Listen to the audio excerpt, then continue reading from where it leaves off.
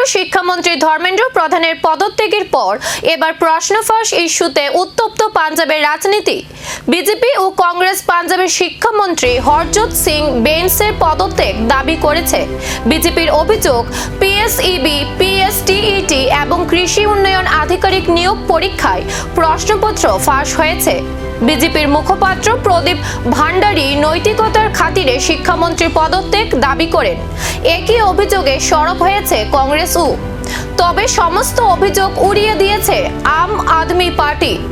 মুখ্যমন্ত্রী ভগবন্ত মান দাবি করেন তার সরকারের আমলে কোনো প্রশ্নপত্র ফাঁস হয়নি, যদিও দুটি কেন্দ্রে নকলের চেষ্টা হয়েছিল বলে স্বীকার করে তিনি জানান, দ্রুত ব্যবস্থা নিয়ে প্রতারণা চক্রের বিরুদ্ধে কড়া পদক্ষেপ করা হয়েছে।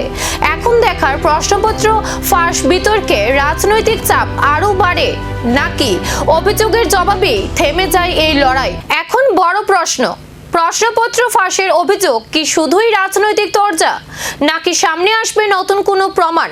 নজর এখন পাঞ্জাবের রাজনীতি ও তদন্তের পরবর্তী অধ্যায়ের দিকে।